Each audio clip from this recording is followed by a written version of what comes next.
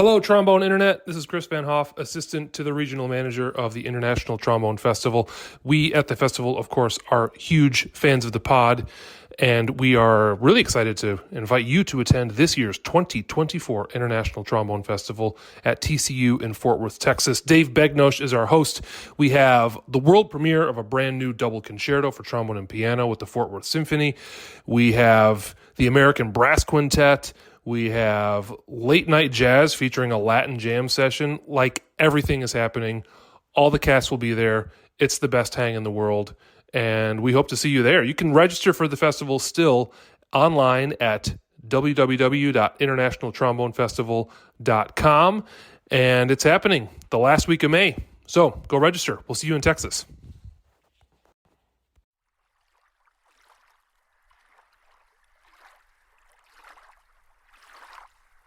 Welcome to the Trombone Retreat, a podcast of the Third Coast Trombone Retreat, where we have conversations with dynamic musicians in our world. My name is Sebastian Vera, and I'm joined as always by Nick Schwartz. What's up, Nick? We have a podcast. Ich bin casting. All day. Day. Hashtag casting. So yeah, we've kind of wanted to do this for a while, and we're very excited about it, and we have a lot of amazing people we're going to talk to. But we've always had these conversations in bars and hanging out with friends, and we just always thought it would be really cool to start recording these. So who we talk to today, Nick? We talked to Denson Paul Pollard, Dr. Denson Paul Pollard, aliases Denny P, Denson, D2P2, Dr. P, Dr. Pollard. Did I get them all? Is that it? I don't know. I mean, he has a lot of aliases. Oh, Lieutenant Dan. Lieutenant Dan, of course. That's a story for another day, I believe. Yeah, those are all of his aliases. One more. Denny P, the choice for me. That's the one I like a lot. It ended up being, and we of course know Paul really well. He's come to the retreat twice now. And, of course, Nick gets to play with him a lot in New York. But we had a really cool talk. We talked kind of about his unconventional path to where he is. And, you know, he didn't go to major schools. And he did a lot of different things, like tour for 18 months with Broadway musicals, lived in Hong Kong, did time in Finland. But, yeah, it's a really good talk. Did time in Finland in Finland, up in the Baltics. Did time in Finland. Sorry, I got caught up on that one. That's good. From the rivers of Georgia to the mountains of Southeast Asia, he's done it all. I thought you were about to go give a speech. Oh, yeah, it's true. Actually, it sounded very patriotic, I know, but, you know, we're patriotic, aren't we, Seb? Yeah, I think so. Well, without any further ado, here is Denson Paul Pollard. Thank you for joining us, Dr. Denson Paul Pollard.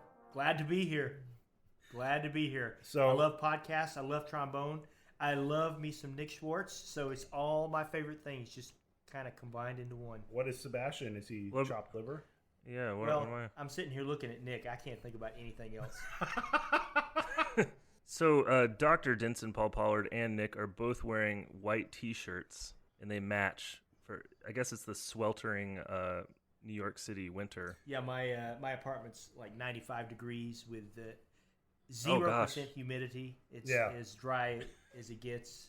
Yeah, it's like a Siberian sauna. Yeah, I'm gonna try not to be too distracted.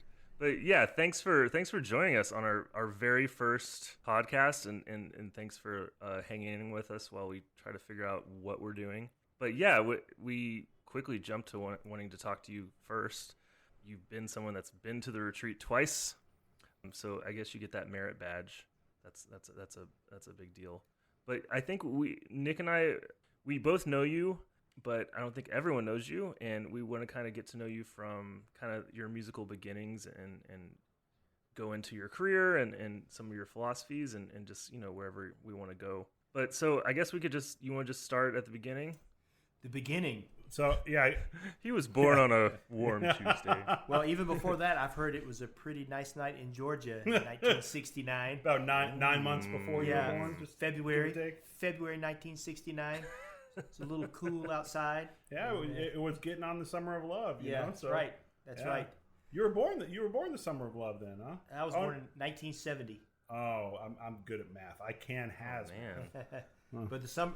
Oh, so that makes it super easy to remember how old you are. That's right. Yeah, you got a nice round number. I'm pushing towards 50. Shockingly. Any big plans? My wife wants to have a party, so I'm sure something like that's going to happen. So you grew up in Georgia.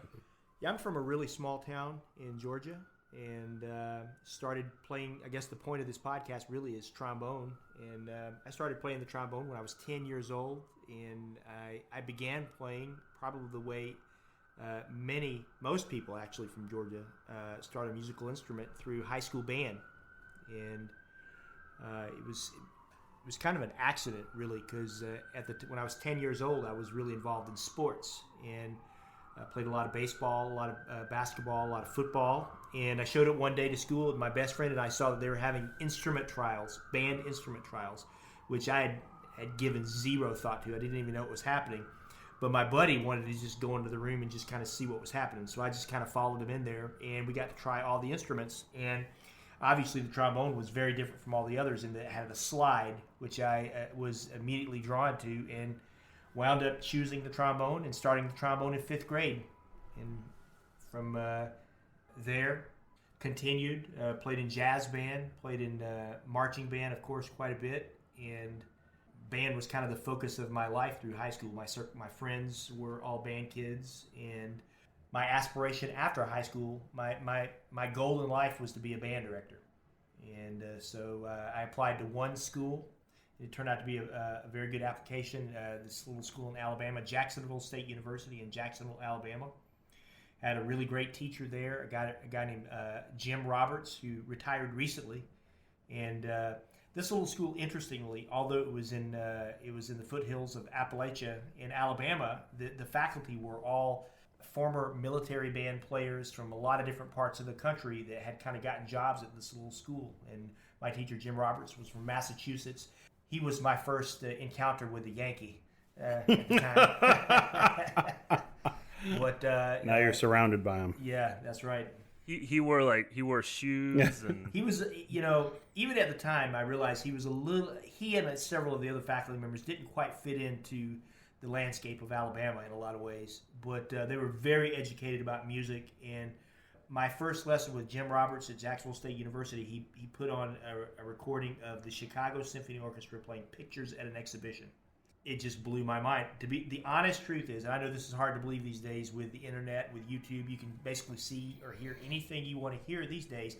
At that time, when I was a 17-year-old freshman, music ed major at Jacksonville State University, I had never heard an orchestra.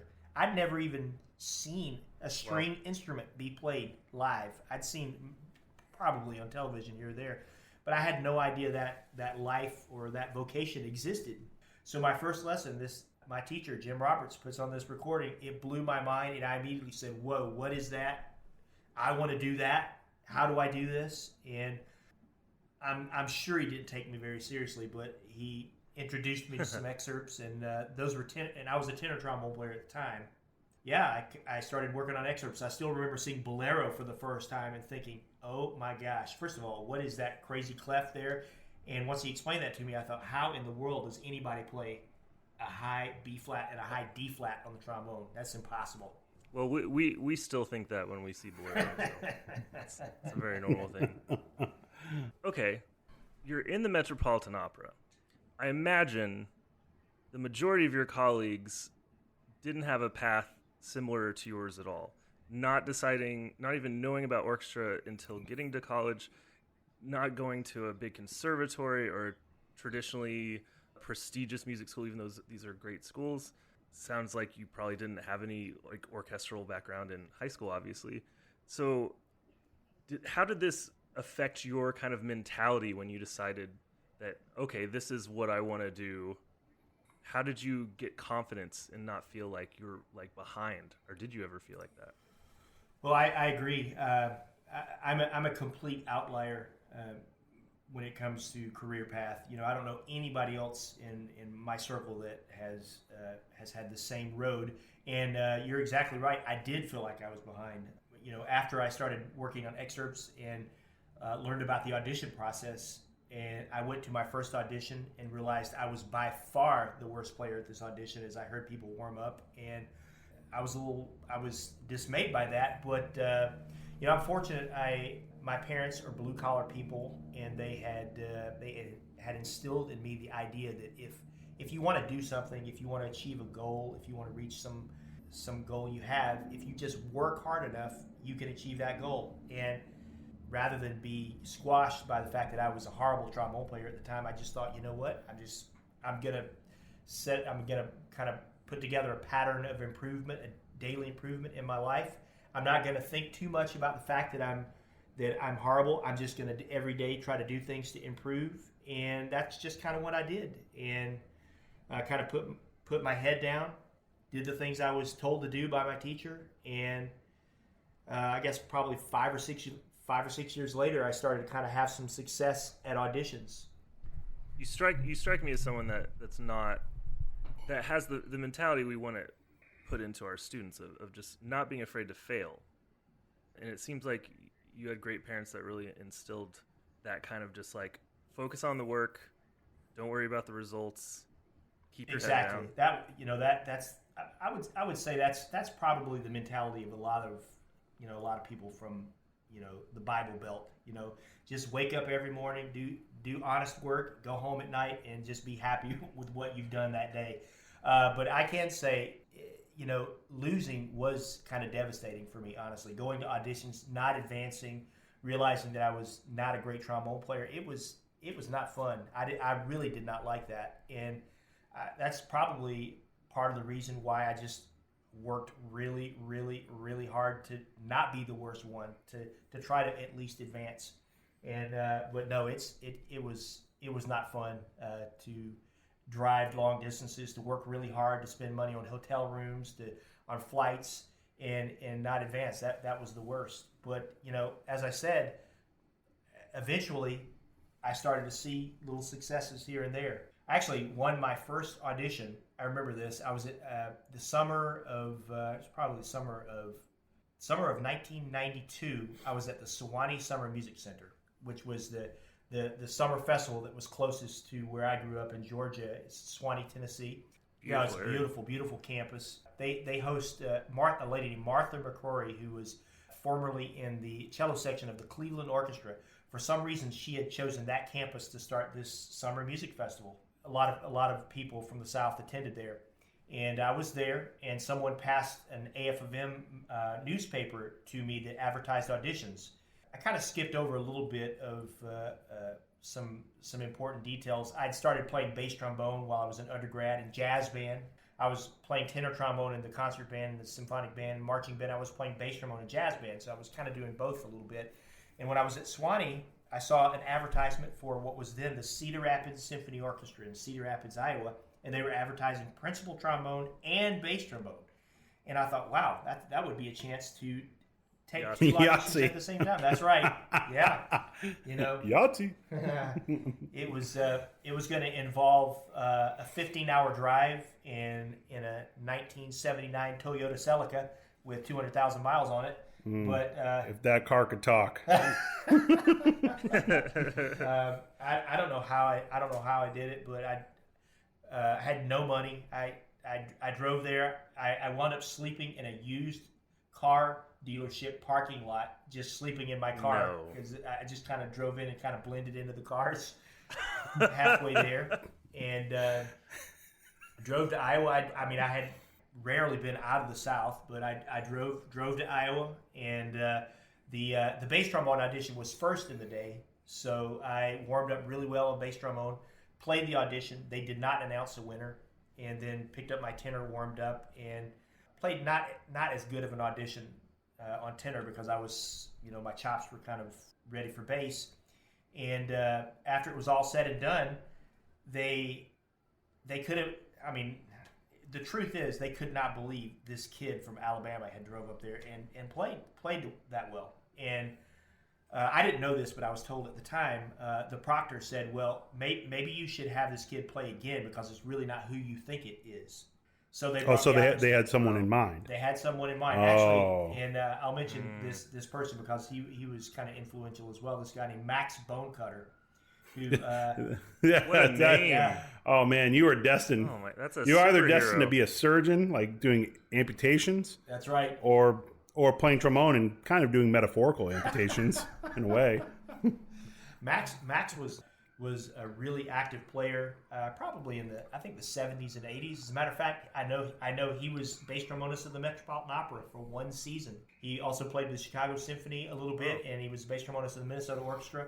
And he's a person that he was kind of a rolling stone. He would get a job and kind of get tired of the job quickly and move on to something else. And he had just come out of being a forest ranger. He'd left music and he was a forest ranger and decided he wanted to teach. And so he applied for this job in Iowa, University of Northern Iowa. I would teach for a while eventually, after a few years as well. But Max was the guy who they thought had played the audition. So they brought me back out, and I played my solo was a Bordoni down an octave, and they had me play my Bordoni again in my excerpts, and they said, well, I guess we're going to have to give this kid a try. And I was as shocked as they were, honestly, but it was a great thing. I drove back to Alabama. I had one semester left on my music ed degree. Did you sleep in a used car lot again on the way back down to Alabama? I can't remember. Probably. I probably did. I probably drove straight through. I was so excited. I just imagine you in like a big boy in somewhere in Ohio asking, "Can I have some grits?" Kind of like Tiny Tim or something like that. And they're like, "Grits? What are grits?" I would have had to have begged because I'm telling you, I had zero money. I mean, I was typical artist musician story. I had zero money, man. It was probably all I could do to scrape up money to buy gas to get up there. Part of you kind of thrive on that kind of underdog mentality, like how people were kind of perceiving you as this person coming from Alabama out of nowhere and just kind of proving people wrong? Definitely. I had a chip on my shoulder. Really. I really, really did about that. And that kind of stays with you, honestly. I was talking to a buddy about this the other day. There's a little part inside of me. I will always be a kid from a small town in Georgia. So yeah, I had a chip on my shoulder, and probably still do a little bit. No. So how do you reconcile that with now you've achieved in our career path? There's always more you can do, but for lack of a better word, I mean, you're about as successful as you can be, but you have that underdog mentality. How do you satisfy that drive and desire? At this point, do you know the concept of, I think it's Freudian. We're born and we kind of have this dragon mentality where we're going to go out, we're going to slay the world. And when you do that, when you achieve a lot of your dreams, you get to the point, you kind of get over that hump and you become childlike and just satisfied and comfortable. And, I think that's where I am right now, even though I still have projects that I want to do and I'm involved in, and I still like to play and I still practice a lot every day. At this point, I've reached a point of satisfaction where I'm not really striving to achieve.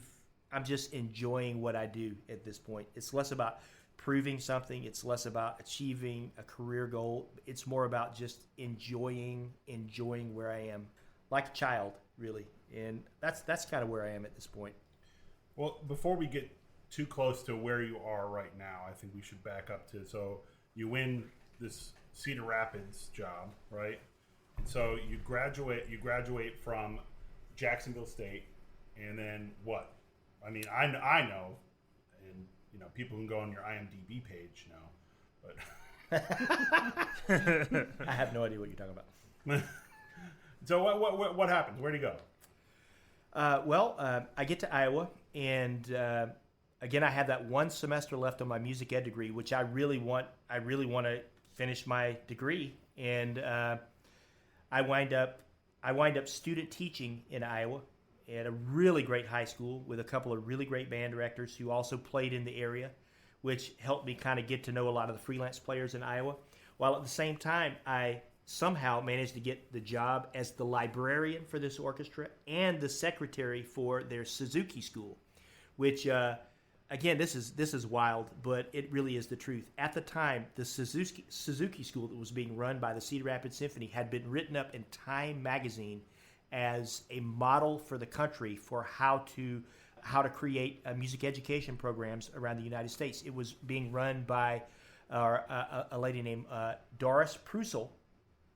And if you know that name, her son, she has a very famous son who was in the Cleveland he was in a very famous quartet, and he was concertmaster of the Cleveland Orchestra.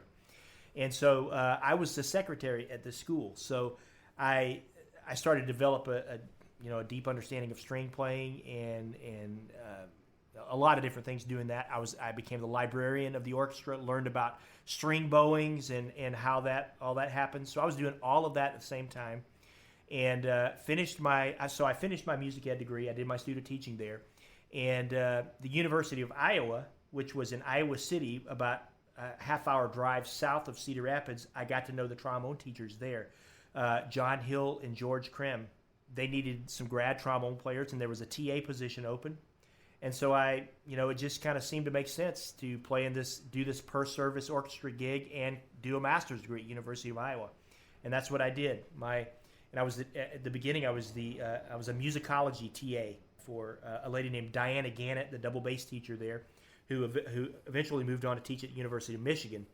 But so I was musicology TA for a year.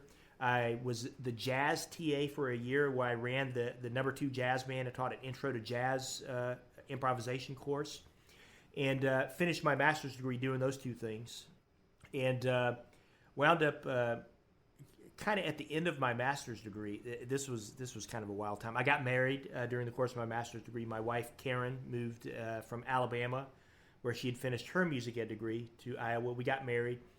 Finished my master's degree, and was offered a job in the Naples Philharmonic in Naples, Florida. This guy named Mike Zion, who I think is still the principal. He may still be there. He's still principal down there. So we decided to move to Naples, Florida. So I was going to play in that orchestra. So we packed up our stuff once again. At that time, we'd upgraded from my Celica to we had a Geo Prism. Oh man! So. I remember those. Everything we could fit inside of a Geo Prism, we moved from. So 2 suitcases and a. Yeah. Not much, man. Like a Chihuahua. I mean, that's basically like you fit a Geo. Yeah, you're one mouthpiece. Yeah, it was packed. We moved to Naples, Florida. We were in Naples for 6 weeks, and I got a call from someone I had met at a music festival on behalf of a touring Broadway show, and they needed someone that could play bass and tenor to go on the road with this show. It paid for what at that time was a lot of money to me, and it was an open-ended situation. It was going to be a different city each week. It wasn't a bus and truck tour. It was a flying tour. So we were going to fly to a different city each week. It was an Andrew Lloyd Webber review kind of show. And it was a tough decision, but I just said, you know what? I got to take this. This just sounds like too much fun. I'm going to be making too much money. Yeah. And so we left Florida. After 6 weeks, we broke our lease. We rented an apartment. We broke our lease. I put my car in storage, and my wife and I both actually wound up going on the road with this show for 2 years. My wife was a nanny for one of the lead singers on the show who had a son on the show. What was that experience like? It was, honestly, I didn't realize at the time how awesome it was. It really, these kinds of shows just don't really exist anymore. It was, we made... Back in my day... really. It really was. We made a ton of money. I got to see North America. It was. My wife was with me. The rest of the band. I was by far the youngest person in the band. The rest of the band were all veterans of Woody Herman Big Band, the Stan Kenton Big Band, Buddy Rich. So I was around a whole bunch of incredibly seasoned musicians, and it really was awesome. Having said that, we were on the road for close to 2 years. I played the same music over 600 times, and when they finally told us the show was ending, we were all kind of sad that our job was ending, but at the same time we were like, oh, thank goodness I don't have to play this music anymore. It was mentally exhausting. One very cool thing I did to kind of create connections was in every town we went to, I called up the trombone players in town to ask if I could have a lesson or if we could play duets. So, I mean, I took lessons from every known player that would actually see me over the course of those 2 So years. would this be like, are you talking about every town, like if you're in, Lincoln, Nebraska, would you like try to find out who's in Lincoln, Nebraska or Omaha or wherever? Right. We weren't in towns that small. Usually it was, I mean, they were major cities, usually, Boston, Philadelphia. So more like Cedar Rapids, Iowa. Were we in Iowa? Bringing it back around. Yeah, I mean, mostly large cities. I mean, we played Vegas. I was in residence in Vegas twice for like 6 weeks at a time. This was pre-poker. I didn't play poker back then. I was going to say now that would probably be the end of you. That's my dream. To be in residence in Vegas playing a show. Crushed velour tracksuits, waking up at 4 p.m. every day.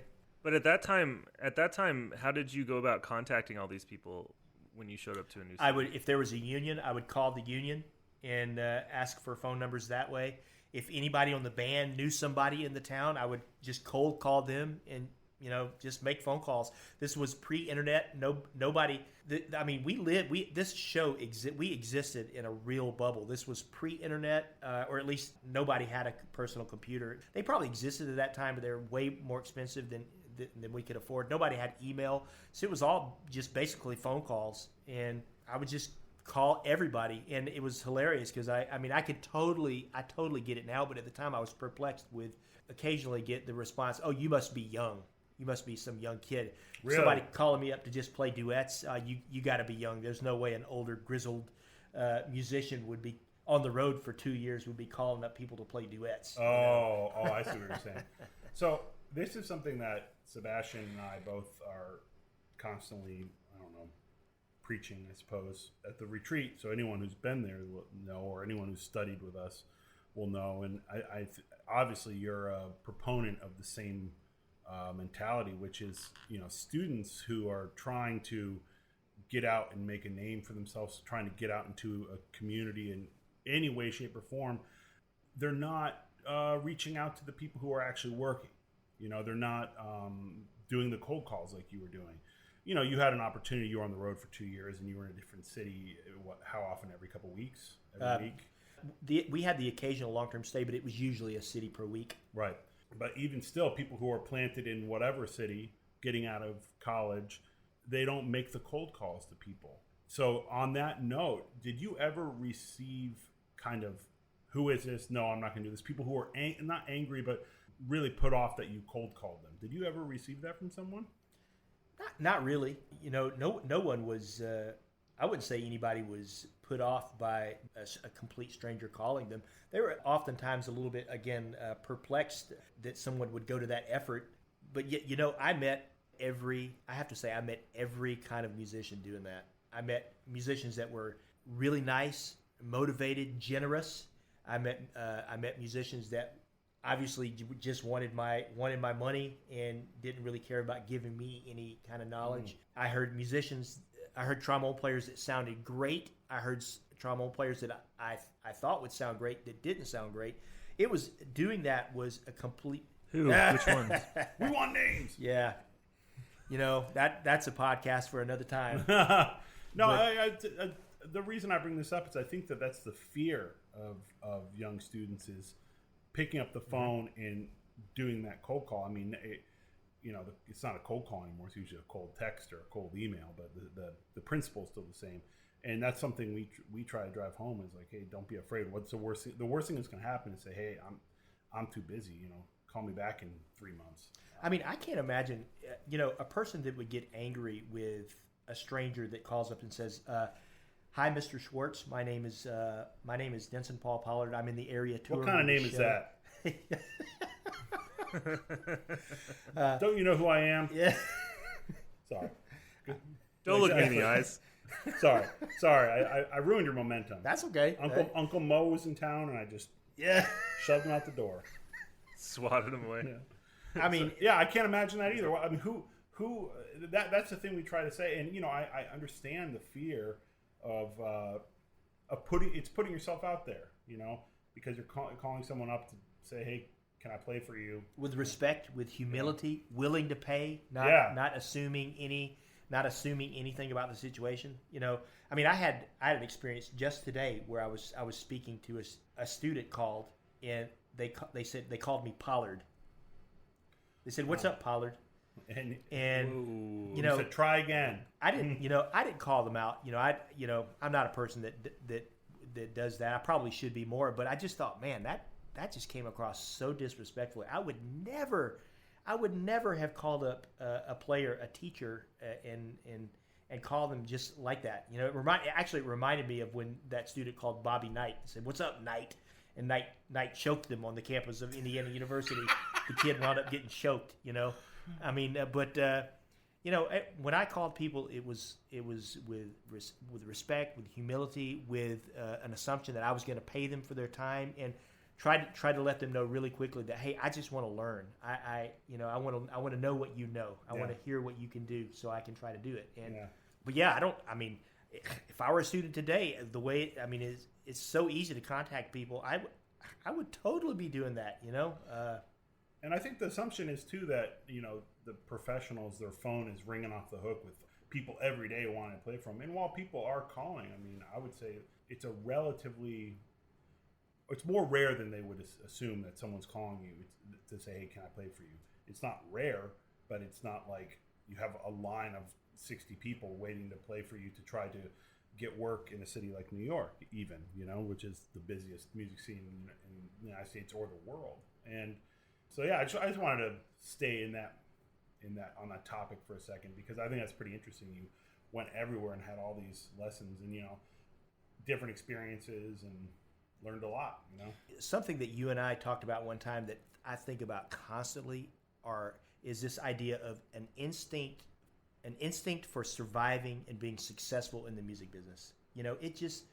My instinct was, if I want to get better, if I want to be successful, if I want to achieve these goals I have, I need to do this. I need to know how people play. I need to try to get as much knowledge as I can. That was my instinct. And I did it without reservation. These days, if I were a student these days, honest, I would be contacting people and saying, "Hey, could I pay you for a Skype lesson?" Yeah, and I think most people wait until they're out of school to start contacting people. And I'm always saying, you got to start when you're like a junior, to really start reaching out there, because it takes a while for these relationships to bloom, if they ever do. It's not going to be like, I just met you and it's like, you want a gig? Oh, here's a gig. It's like, or they think they have to have the complete product together, or you have to be at your 100% before I play for this person. Worst case scenario, they're going to be like, "Oh, well, thank you, but I'm a little too busy to hear anybody right now." That's the worst case scenario. Shout out to tuba player that I sit next to all the time, Dan Peck. He was a freelancer here in New York, and he is a tuba player, obviously, but a bass player too. And before he got the ballet job, he was actually playing the show at Chicago, which is a tuba and bass double. So when he first got out of school, he was, saying, "Okay, what am I gonna be doing? How am I going to make a living?" And so he decided just to cold call people, both bass and tuba. And he created a spreadsheet of, when he contacted this person, when they were meeting, or if they weren't meeting, what the reason was, and if they gave a specific timeline on when to call back. So it was like last called 6 months ago. So he would look and say, I should probably give them another call. Just like they would just say, "Oh, can you just try back in a couple months? I'm just going through a crazy time right now." And so he'd give it, 3-4 months and call him back and say, "Hey, let's try this again." And he said, sometimes it took 3 or 4 tries just to make a connection of meeting up for a cup of coffee or whatever, or playing or whatever that may be. But that diligence, that's what got him to where he was. And talking about the survival instinct in music, that to me, that's a sign of someone who's not going to give up and just say, oh, well, it didn't work, the world's against me, or something like that.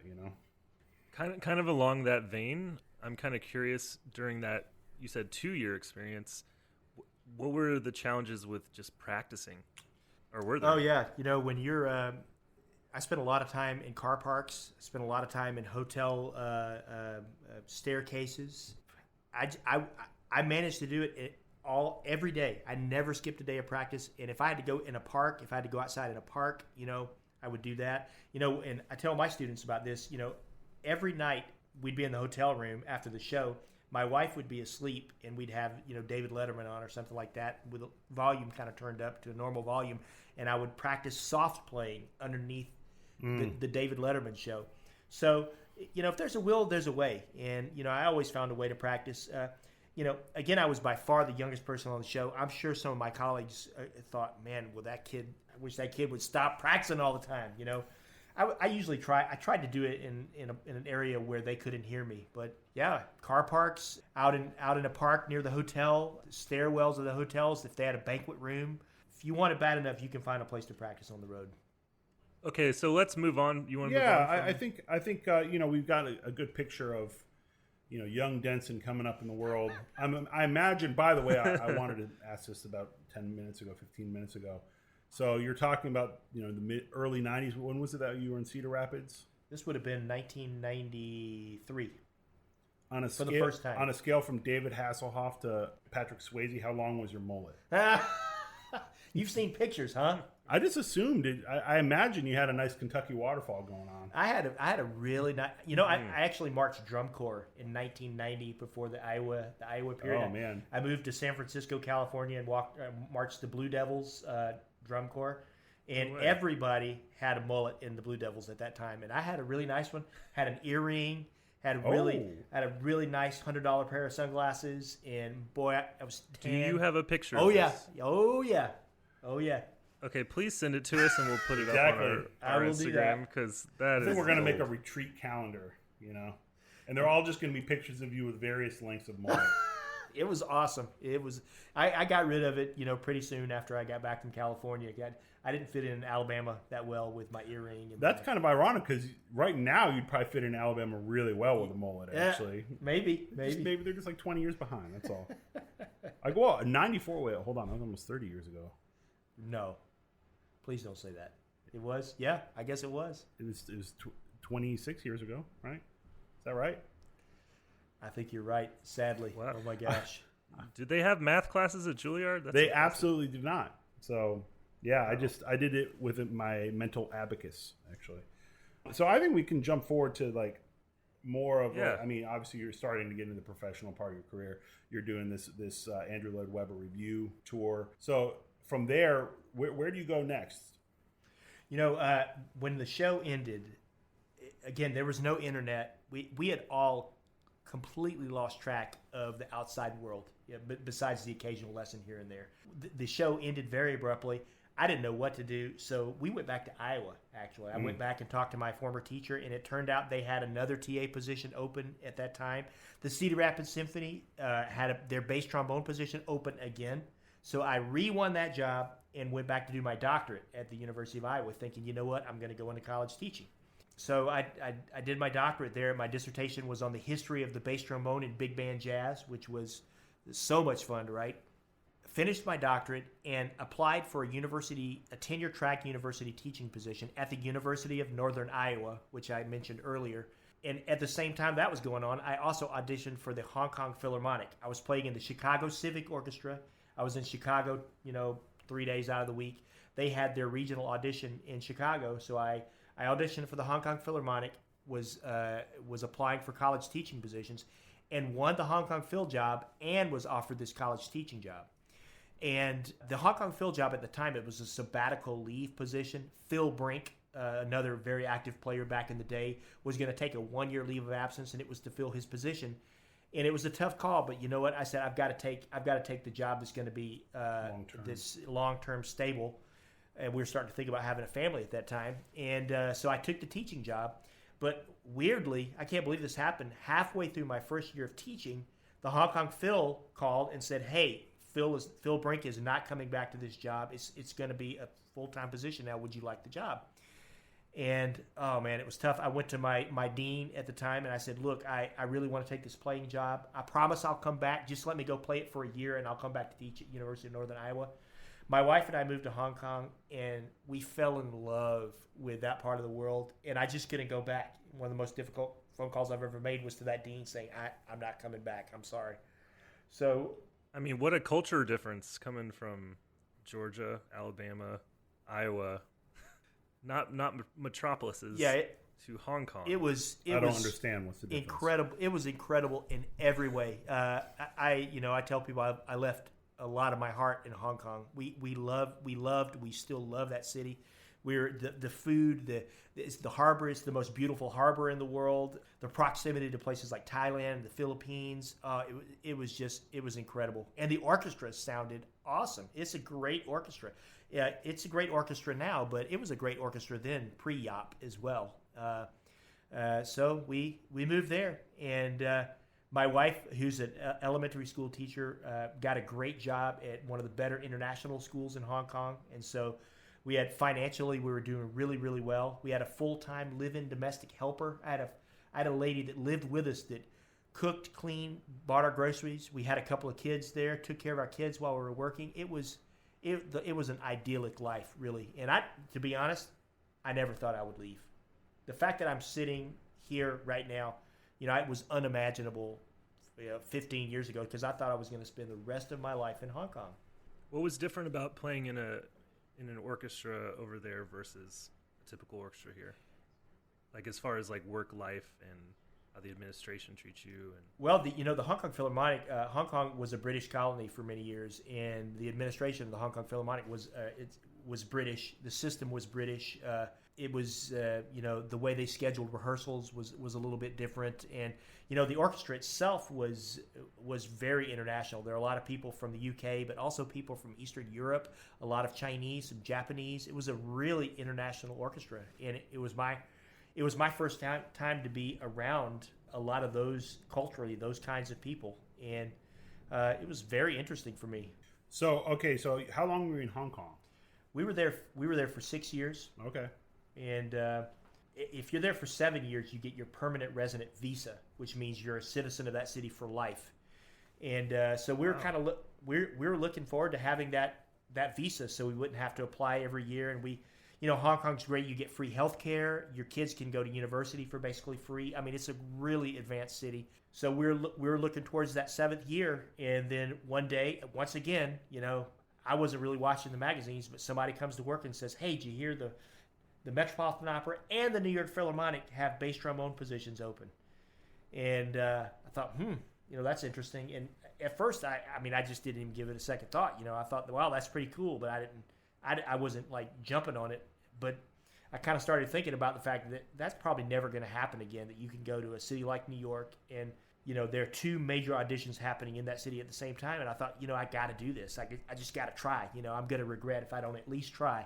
I didn't think I was going to have a chance, honestly, because I didn't study. I didn't go to school here. I wasn't that in touch with the people here. But I thought, you know what? I'm gonna give it a shot. And I'd gone to an Alessi seminar in Nyack, New York. So I'd had some lessons with Joe over the years, and so I kind of knew him. Who's Joe? Excuse me? Who is Joe? Oh, Joe Alessi. So I kind of knew. I had a connection there. I'd had a couple of lessons with Stephen Norrell, who was the bass trombonist of the Met at the time. I'd had some lessons with him on the road. So yeah, I applied for both jobs, and that was a crazy year. I think I flew back and forth between New York and Hong Kong 4 times, maybe. Started in the prelims of the Philharmonic job, advanced through. Again, really surprisingly, I was nervous as heck, but just kept advancing, and wound up getting runner-up. That was the most crushing. That was probably the most crushing moment in my career, is getting runner-up in the Philharmonic, and it was all I could do to not cry in front of Lauren Mazel and Joe Alessi and Phil Smith and Phil Myers and Alan Bayer. I was on the verge of weeping, but I kept it together, and I wanted to jump out of the airplane on the way back to Hong Kong. It's that whole silver medalist thing. They say gold medalists are the happiest, bronze medalists are the second happiest, and then the silver is just you were so close and you were so close. That's just really hard. It was crushing. The Met audition came after that, and I went back to Hong Kong and told my wife, I'm not going back. We're happy here in Hong Kong. We got a great life, and it's just too emotionally taxing to go through that. And my wife just would not take no for an answer. She just said, you know what, I have a feeling about this. I really think you should try it one more. If this doesn't work out, then we'll know it just wasn't meant to be. But I think you should try. And I was like, oh, but I did it. I worked up the list, and it worked out. And I won't ever forget winning that audition, because I was so crushed by getting runner-up at the Philharmonic when Bob Cyranek, our personnel manager, came in to congratulate me. I couldn't really think about how happy I was. All I thought about was Mike Pretty, the runner-up, and I just gave him a hug, and I just said, man, I'm so sorry, because I know how you feel. And it was kind of hard. It was kind of hard to enjoy, having the job, because I just knew how crushing it was to not get the job. But we moved to New York. So that kind of briefly opens up something I think a lot of young people would like to hear about, and we don't have to wax poetic about it. But from talking to you, long conversations with you, and master classes, and talking with a lot of other people, you kind of almost have a fabled orchestra audition preparation routine, and a lot of things that I think you've just developed on your own and figured out, and just a process you have. Would you mind just expounding a little bit about the unique things that you do? Well, I'm not sure they're unique, but I can tell you this: I absolutely do everything that you've ever heard that you should do to prepare for an orchestra audition. Beginning with getting to know the entire piece, not just the excerpt. When I was sitting in Hong Kong for those 6 years, even though, and by the way, in Hong Kong for 6 years, there were no auditions. It was a very dry period for auditions. But, sitting there enjoying my life, I was still trying to get to know the rep even better. So I was listening, even though I had not played all of the Mahler symphonies, I was still listening, trying to get to know the Mahler symphonies. I was, ironically, not opera as much. It was mostly symphony orchestra rep, but I was trying to get to know excerpts that I didn't know very well. I had excerpts on a rotation. Even though there was no audition on the horizon, every day I was spending an hour. I would do, I spent 10 minutes on 6 different kinds of excerpts. I did a low excerpt, I did a high excerpt, I did a fast, a slow, a loud, and a soft. If you spend 10 minutes on each one of those excerpts every day, that's an hour of your practice day. And so I always did it with a metronome. I did it with a tuner. I had a recording device that I was recording myself and listening back with. I absolutely did all of those things in the time when the audition was not on the horizon. When I finally did have a couple of auditions to date, I did exactly what everybody's teachers tells them to do. I started preparing the excerpts at a very slow tempo.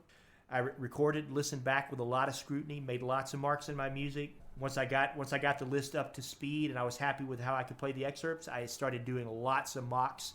I know my colleagues in Hong Kong got sick of me asking to do mock auditions, because I didn't keep count, but I know I did probably 100 mock auditions in Hong Kong leading up to the Philharmonic and the Met auditions for anybody and everybody. 100. I'm sure it was close to that. Sometimes it was for a couple of people. Sometimes it was just for one person. And I was trying to make myself as nervous as possible. I would do things like run steps or do jumping jacks in place and then try to play. I was just trying to prepare for every scenario that I could possibly think I would encounter. So I did all of that leading up to those auditions. But I have to say, I have to mention my hero, which is Mark Inouye, the principal trumpet of the San Francisco Symphony Orchestra. What he's done with auditions, and again, this is another podcast, I'm sure, but what that guy did over the years to prepare for his audition wins is epic. He's really my hero. But I just did all of the things that we're told to do. And in my experience with students, oftentimes they don't really quite invest 100% in all of the things that they're told to do. Metronome, tuner, record yourself. Listen to the piece. Play mock auditions. When you don't have an audition, still continue to work on the excerpts. It's rare for me to meet a student that really truly invests in those ideas wholeheartedly and actually does them. What you can't hear is that Nick and Paul are currently running from the place. Yeah. New York City. We have a little bit of New York nature going on in the background. So I wanted to get into more of what you said about students not investing 100% into this process, And it's not just about auditions, but just generally bettering yourself at your craft. So I guess I would ask, what does your daily routine look like on average? I mean, you know, you can average it out because it's obviously not exactly the same every day. I guess the next point would be, what do you see in students that they are failing to do? Like if you can boil that down a little bit. Wow, that's a big question. I'll start by saying what I do now, considering my life, is very different from what I did as a student. You know, when I was a student, I had three, and this is the God's honest truth. I had 3 practice sessions a day. I had one in the morning, one in the afternoon, and one at night. And my morning session was always I'm a creature of habit. You know, it was, you know, always breathing and stretching, buzzing, long tones, slurs, articulation studies, and a Bordoni 6 or 7 ways, depending on which Bordoni it was. That was my morning routine. My afternoon routine was either the excerpt schedule that I mentioned, or it was solos. And then at night it was the other. It was either solos or excerpts. And I did that religiously for many, many, many years. And you know, I was single-minded. You know, and not. I mean, I know video games are really popular these days, and you know, there's a lot of television, interesting television, a lot of interesting movies. I really did not do any of that stuff. I mean, my roommates had a video game console. They loved to watch. I mean, The Simpsons were always on. But I missed all of that culturally for my generation. I didn't see an episode of Seinfeld. I didn't see an episode of The Simpsons until way after the fact, when I could watch them. I didn't really play video games. You know, my wife and I, girlfriend at the time, we'd go out on dates occasionally here and there, but I was so focused on just making sure every day I did all of these things, and that's what I did. Now, I also want to say that recently I've met someone who's had incredible success, but had a completely different story. Our buddy John Romero, who just won principal trombone to the Metropolitan Opera. John's story is completely different. You know, he, you know, I'll let him. You may have him on for a podcast at some point. I'll let him tell you about his story, but it's a completely different story. And you know, for many years, I said, "Oh, my way this is the best way." But what I know now is that, man, there are so many different stories for how people get to where they want to be. You know? But you know, in my experience, yeah, I agree with you. But what do you find is the common thread between successful people? Because it's not just random. You know, what do you think the common thread is between you and John Romero, for example? I mean, John was pretty committed. He loved music. Obviously, he's a super gifted musician. Yeah, I think he honestly did really truly want to improve. I know John is from a small town in Texas as well. I think he probably had a little chip on his shoulder as well about being from a small town. I don't think his parents are musicians. My parents are not musicians. So there was a drive there to prove something that exists between the two of us. Yeah, but we're pretty different. I mean, I think John has perfect pitch. He plays piano and guitar really well. He composes, he arranges. He's brilliant. John Romero is brilliant. And you know, I'm a worker bee. That's what I am. I'm a blue collar worker bee that had some success because every day I just woke up and did it, you know, as hard as I could. Yeah. I mean, the one thing I know John did is he was, I think you were telling me this, or maybe John told me himself, is he put all the excerpts from the Met audition into like GarageBand, and with like he put it in like with MIDI, and it would play it back in time with absolute perfect pitch and time, so that he could play along with it for intonation, you know. And so this is a different approach, but I mean, the dedication to do that's kind of what I was getting at. I mean, I certainly don't want to put words in your mouth, but to me, they're completely opposite success stories, ending in a similar result. But the work ethic, the dedication to a single cause, you know, I think these are common threads, even if the method to get there is drastically different from person to person. You know, there's a period of time of intense work, and or a whole life of intense work, depending on the person.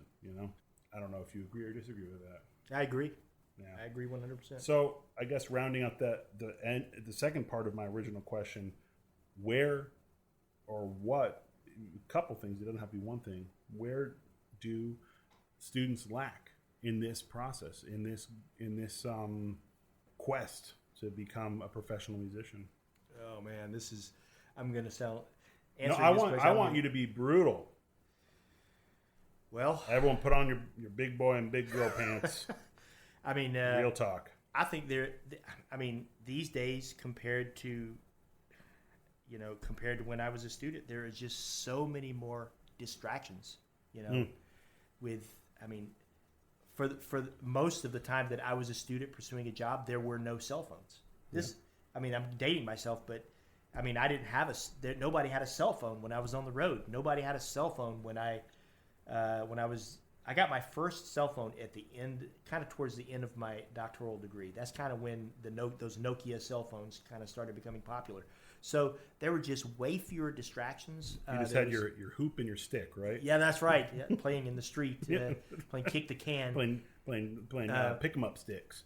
But so I think that these days there are 100 different ways a student can be distracted from the goal. But just to pause it for a second, don't you think? Just to spin that slightly, these distractions. Yes, there's video games, which I like playing video games, but I play them at night when my day is done. There's Netflix, Hulu; those all fall in similar categories, and we all watch these things. It depends on if they distract you from your goal or not. But other things like YouTube, Spotify, or Apple Music, or Tidal, or whatever you use for music playing, these are also incredible tools that we didn't have. So do you think that these things that could be in one way a distraction could also be an unbelievable asset? It's a fine line, I think. Absolutely. And I think the discipline to use it in the way and for how much it needs to be used is really important for that. So sure. Again, the word discipline. But anyhow, continue what you're going down. So you say there's all these distractions. So where does this lead us with the shortcomings or of the modern student? I'm going to say also that I think we would all agree, the three of us would agree, to be successful in this business, it requires that you have grit. Yeah. A lot of grit. The ability to live simply and to work hard and to take failure over and over and over and over and over again until you start finding success. This is, again, I know this. I hate talking about this a little bit because I know I'm gonna sound like an old fogey, but this generation, this point in time in human history, this is a quick gratification. Yeah. Everything happens fast. We can get things fast. And being successful as a musician is about it's about being willing to, for many people, being willing over a very long period of time to make slow steps forward and just be focused on a goal. And it's not a quick fix kind of thing. That makes me, I feel like the average student has heard every good teacher say, hard work. And I think on some level they know that. What I see is what is the thing that's stopping them from doing that? If they know that's what they're supposed to do to get what they want, why is it so hard to just do it? Do you think it's the distractions? That is a question that sociologists have been doing research and trying to answer for many, many years, and they don't have an answer for that. They don't. If you read books by Malcolm Gladwell, if you read Outliers, if you read Talent is Overrated, yeah. Where does motivation come from? It's really kind of hard to put. It's really kind of hard to put a finger on that. Some people just have it for whatever reason. In my case, I was motivated by, again, that chip on my shoulder of being from a small town and being a really bad trombone player when I began. It is really that's a tough question to answer, but it requires that. You got to be super motivated, super committed to do this. And I don't know why some students don't have it. really. Well, I have a theory just to posit, I suppose. Well, before I posit my theory, talking about talent is overrated. There's if people haven't read that book, it's an awesome book to read, just about the idea of basically hard work trumping natural talent in the end.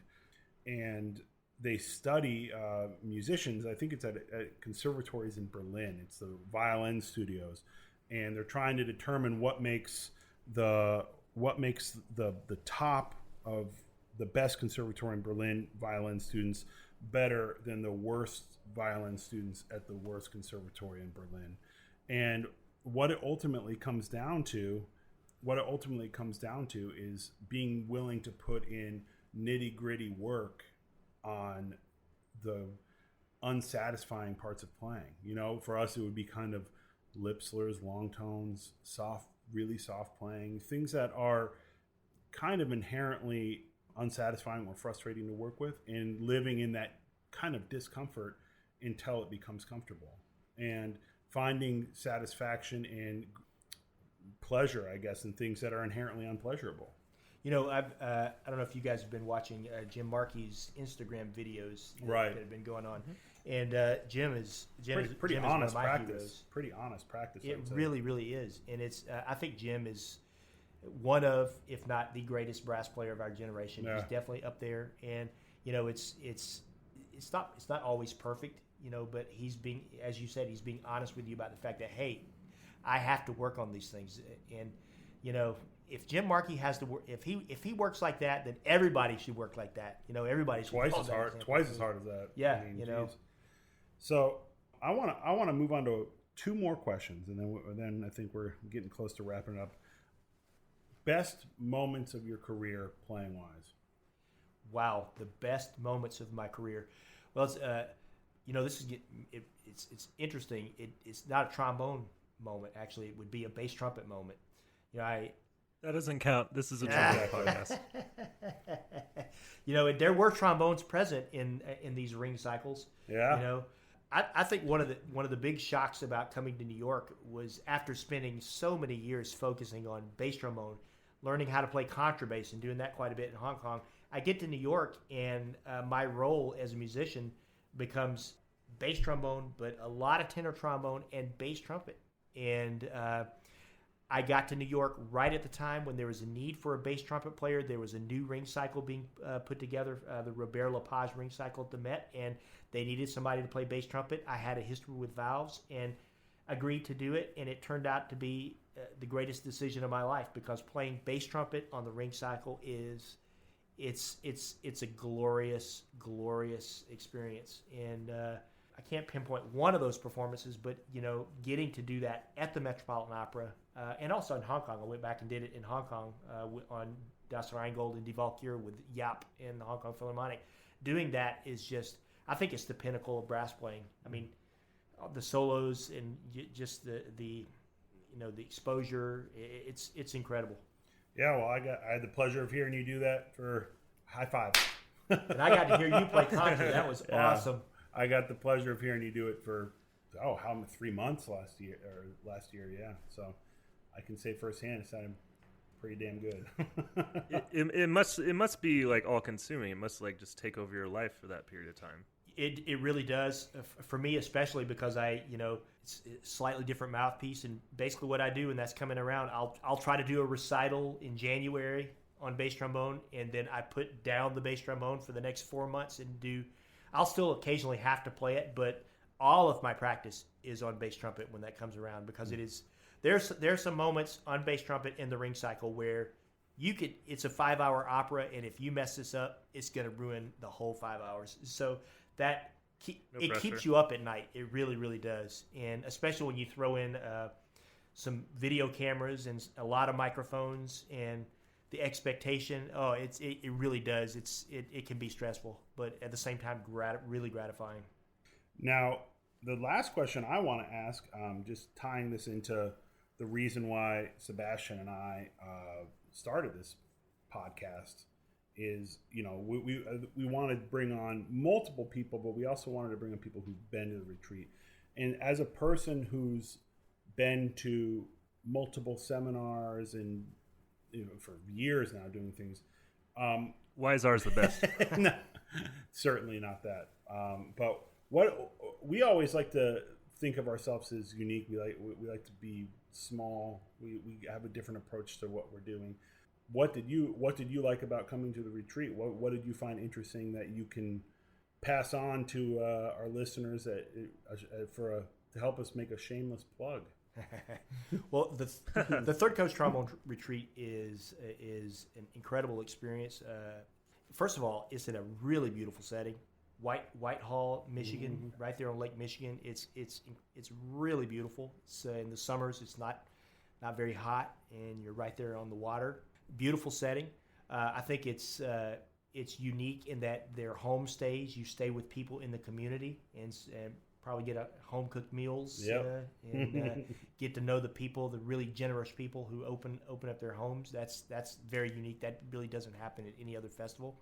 Sebastian Vera and Nick Schwartz, you guys are really fun to be around and incredible musicians. And so you create a really fun, interesting, and hang environment, while at the same time providing situations where people learn a lot. You hear great concerts. You're coached by Nick and Sebastian and the guests that they have. So it's a great hang, but at the same time you experience a lot of great playing, and you're coached by incredible musicians. So I enjoyed both of my times there. Well, we did too. That was very kind of you to say. Hey, thanks for the Sorry, for the Nick. plug. Checks in the mail. So speaking of which, and just to close, so what do you have coming up? I hear you have a couple recordings, perhaps, in the mix. Yes, they're I have a complicated life right now. I'm a professor of trombone at the Indiana University while playing at the Metropolitan Opera. I'm going to do this as long as I can keep my body together. But at IU, we have a great recording studio. We have a great recording department, and I'm going to try to record a couple of albums in the spring. So I'm very excited about that. I have a great pianist, Kim Carballo. She's going to play. And one of the trombone majors, Stefan Wiebe, is going to be my recording engineer. He's a trombone major / recording engineering major, and he's going to do that. And it's going to be a really fun summer all over Asia. China, Korea, Japan, so it's never a dull moment in the life of Paul Pollard, for sure. And how can people follow you? I'm pretty present on social media, Instagram and Facebook. I have a website that hopefully is going to be back up soon at www.densonpaulpollard.com. So you I don't know that letter. There. www. All right. Well, thanks so much. Thanks Paul. for coming on, Paul. It's my honor, really, and it's great to see you guys, and have a great retreat this summer. We will, and we'll definitely have to have you back on this. And this wasn't even discussed, but I'm creating our tagline right now, live and in person. Ready? I'm Nick Schwartz. I'm Sebastian Vera. Retreat yourself.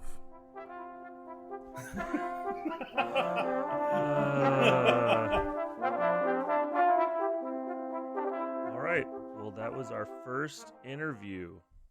First one. Got it in the books. It's history now. We had some nice soundscapes of New York City in the background. It sounded like you were running from the police. It was really dramatic. Maybe we were. That's how we like to do it. Yeah, so really cool talk, and I've known him for a little bit now, and I think you've known him a little bit longer, but definitely learned some things I didn't know about him. Really cool to kind of see his mindset, because from the outside you just see this guy who's extremely accomplished and has won about every major job you can imagine, and has this crazy schedule, and has just such a his recital is one of the best recitals I've ever heard when he gave it at the retreat. I think that's still up on the Facebook page. It is. I think both of them are up there, actually. Good. From what year? 17, 18, I think he was at the retreat. I think that's right. That's so long ago. I know. Ancient history now for the youngins listening. But, I've heard Paul probably give, 6, 7 recitals, 2 of them in Michigan, and then the rest here in New York. He gives a recital pretty much every year. at the Buffet Crampon Showroom, which is on 36th Street. Yeah, 36 Midtown. Kind of a strange space. If you've never been there, it's very small, cramped little room. And he manages to pump out a beautiful recital every year, which, is tough to do because it's a really dry, tough space to play in. And he plays beautifully every year. The man likes to play the trombone. He likes to play the trombone. He's a work hard, play hard sort of guy. One thing he didn't get into that I think was missing, I guess. Well, we didn't go there, but he is both the bass trombonist of the Met and also professor at Indiana. Right. And I don't have a map in front of me, but they are not close to each other, really, Indiana and New York City. So you have to get on an airplane you didn't and fly major in geography at Juilliard? Minored. Oh, minored. Okay. You have to get on an airplane and fly through the sky like a bird to go between the two. And Paul does that up to 3 round trips a week. He'll come here, sometimes fly here in the morning, get on like a 5:30 a.m. flight, fly in, play a rehearsal, play a show, and then go back. Sometimes he'll fly back the same day that he comes in. He'll come in just for a rehearsal. And so how he's able to keep that up is pretty impressive, but while not letting the ball drop, so to speak. Yeah, and so his family's in Indiana. His kids are there, and he has a ton of students. So with the Met, they worked it out somehow, right? Where there's like a certain minimum amount of services, and yeah, the Met is I can relate.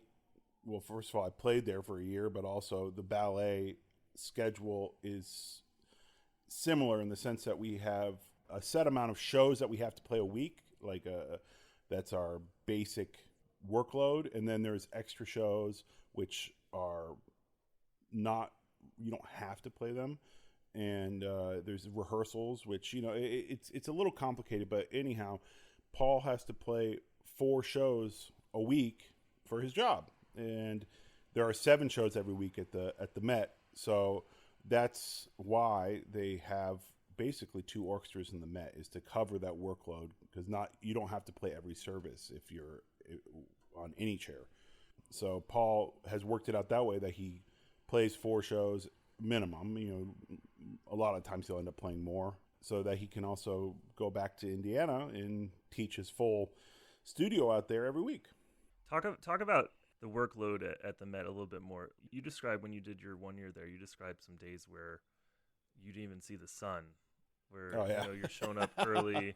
I think, what's the most you did in a day?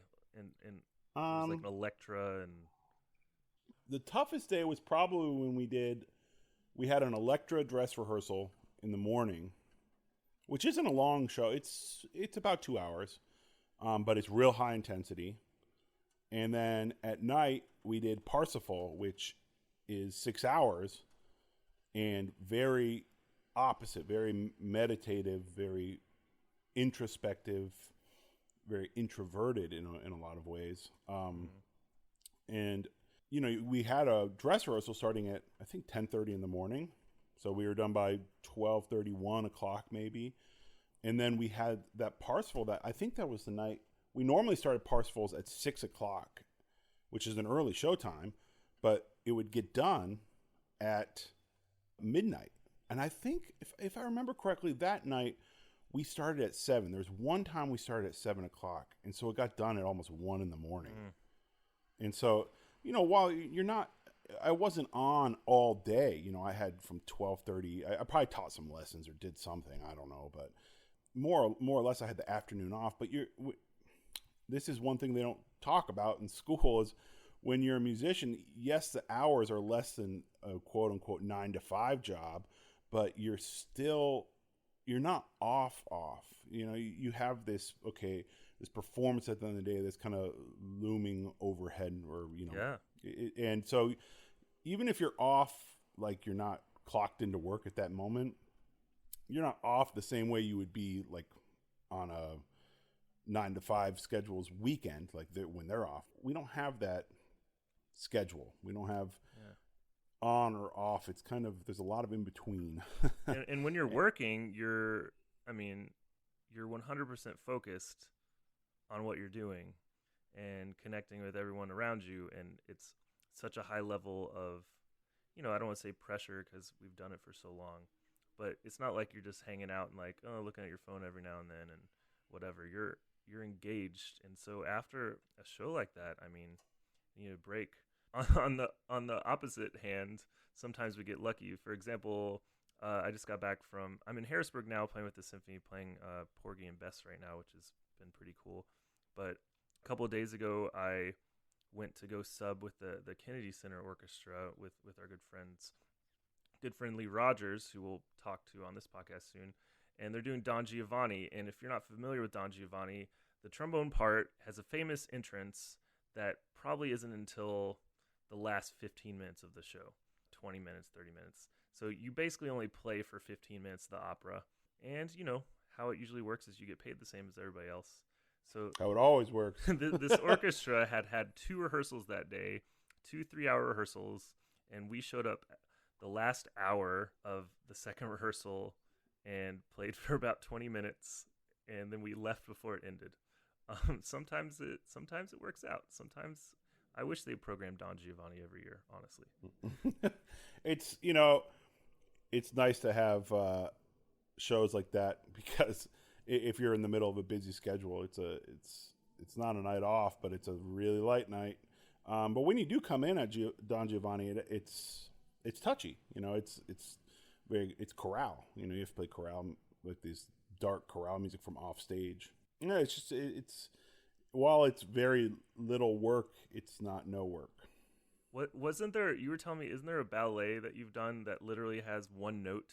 Yeah, it's a ballet set to the second movement of Tchaikovsky's first piano concerto. So one thing a lot of people don't know about ballet companies is, I would say most of the music that you play is not originally written to be ballet music. Someone took the music and set dance to it. So we do piano concertos, we do violin concertos, we do symphonies, we do even Strauss songs, we do Viennese waltzes, all sorts of stuff that weren't necessarily intended to be ballet, but have qualities in them that a choreographer said, this would be nice to dance to. So one of those things was the second movement of the first piano concerto by Tchaikovsky. Now, there's actually some stuff to play if you play the whole concerto, but if you play just the second movement, there's one note. It's a G-flat minor chord, I believe, and it's just an eighth note, pop, like that. And for some reason, obviously that's not enough to fill up a whole evening of ballet. This is another thing that people don't realize about playing in ballet is, people say, what are you playing this week? And it's like, that's a super complicated question because, in some given weeks, we have 14, 15 different pieces that we're playing. And that's not an exaggeration. Some of them are like, full length, like Swan Lake or Sleeping Beauty or Nutcracker or Romeo and Juliet, on and on and on. Or sometimes it's like these little 30-minute vignettes, and you'll have 3 or 4 of those in an evening. So in this case, that ballet, the second movement of the piano concerto, is called Andantino. And you just play that. And so it could be paired with another piece that has trombones. But a lot of times, for some reason, it just works out that you'll play just that. There'll be no trombones on other pieces. So you come into work and play literally one note. And didn't you get someone to sub for you once just to get that one note? That's a very valuable note. Well, what happened is actually our principal trombonist at the time messed up, and he had taken off that show but forgot to call a sub. So we're frantic. He realized like an hour before the show, and he lived in Stroudsburg, Pennsylvania, which is 90 miles from New York. He would make that trip every day, which was insane. So it's not like he could just come in and do it. This was like an hour before the show. And so we're frantically searching around trying to find someone to play this one note. And we call a bunch of tenor trombone players, and everyone was either like, I'm already busy, or, oh my God, I can't make it in that amount of time. Like, it's 45 minutes from right now. And so what we ended up doing is, there was a bass trombonist in New York named Pat Herb, who is an excellent bass trombonist. He now lives out in Idaho. But I was like, we just got to get a butt in a seat at this point. So I just started calling bass trombone players. It's one note. I mean, come on. It doesn't matter if it's center. But I called Pat and I said, dude, we have an emergency. Can you come and play second trombone on this piece. And he said, "Oh, second, I don't have tenor." I said, "Dude, just bring a bass trombone. It doesn't matter. I'm telling you, it's literally one note." And I think he had a D flat or something. I think that's what's in the second part. Imagine coming in and only having one note on the show and then you miss it. It's happened. I have not done it, but before my time in the ballet, the brass section used to come and go from the pit much more. The pit was set up a little differently, so the brass was a lot closer to the pit door, and so it's easier to sneak in and out. Now it's more like intrusive, like from the audience point of view, so we don't really do that. But they used to just come in the pit whenever, right before their entrance, and they came in a little too late and missed it. So it's like, whoopsies. Check, please. Yeah, exactly. It's like, I personally can't identify because I've never missed a note personally, but I imagine that must be difficult. It's a very strange sensation. You're like, I intended to play one thing and another thing happened, and it's hard to explain to someone who's never missed a note. I know. So so this is our first podcast. I think a question that you and me both get asked quite a bit is, how did we come up with this? For people interested, not just an average person on the street, but how did the trombone retreat start? What is it exactly? And kind of like the brief elevator kind of description I usually give. The elevator pitch. Elevator pitch is, Nick and I were probably on like our 5th or 6th beer at the Whole Foods bar. Which is now closed. What? I know. I'm sorry to break it to you live in front of our audience. God, that is tough news to swallow right now. Every time I tell this story, I think it turns into more beers. So we were on our 8th or 9th beer, and 10 beers deep. We're like, we should start our own trombone festival and do it our way. We saw kind of a gap between the student in college and the professional world and graduating, and there's just so much that you have to learn by experience. Just making a name for yourself if you're not fortunate enough to just win a job right away. And even if you do win a job right away, there's so much you need to learn. And so, we created this escape in a way in this beautiful town on the coast of Lake Michigan where Nick's family lives. White sand beaches. It literally looks like the ocean. There's deer running around, dense forest. Your cell phone doesn't work half the time, which is actually really nice. That's true. Just beautiful houses and just a way to kind of escape and remember the why, remember why you're doing all this. And we bring in the best trombonists from all around the world to come teach. And that's a huge component, of course, lessons and masterclasses and everything. But we have a lot of talks, and we just talk about building a career and mental approaches to playing and taking care of your finances. I think musicians should be smarter about their finances than the average person, since oftentimes we don't have a lot of money to play around with. So we need to be smart and think ahead. Meditation, wellness. We add stuff all the time.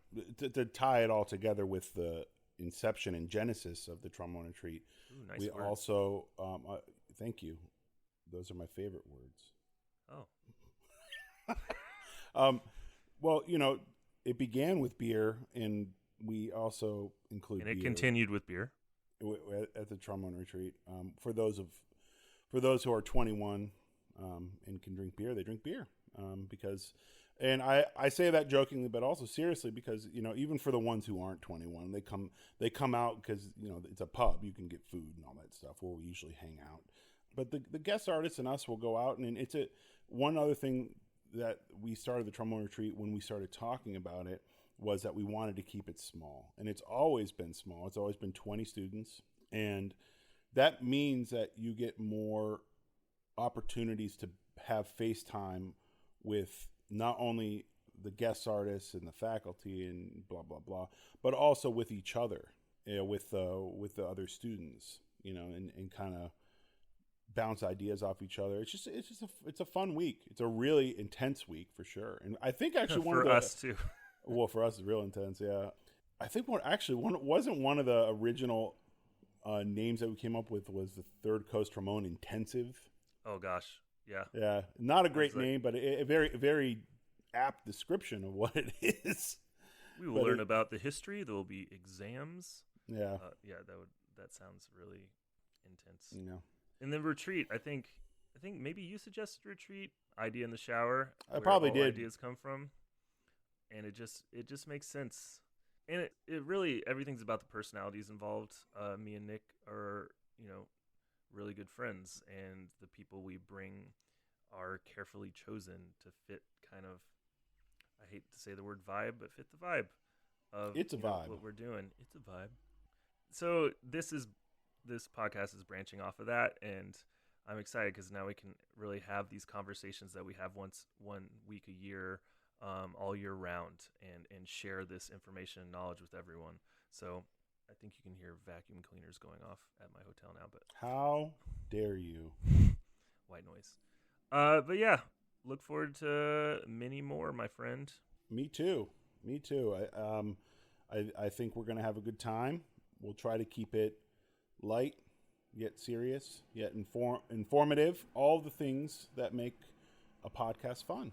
Yeah, and please, once we get everything uploaded, please, comment, and please email us, tromboneretreat@gmail.com. If you have any questions you want to ask or any suggestions, we are all ears. This is for you guys. So, yeah. Should we have some sweet tagline at the end, like, retreat yourself? Oh. Retreat I don't know about you, but yourself. I got goosebumps. Yeah, you feel that? I felt it. What if I talk really close to the mic? Retreat yourself. We should do ASMR. We should do 5 minutes of ASMR to finish every podcast. Retreat yourself.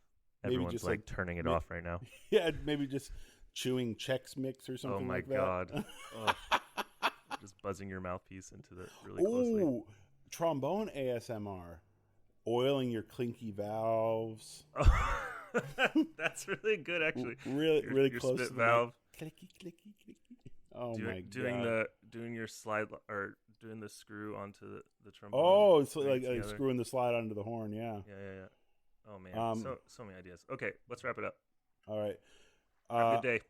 Have a good day. I'm Nick Schwartz. And I'm Sebastian Vera. Oh ho ho. Retreat yourself. Man. Bye.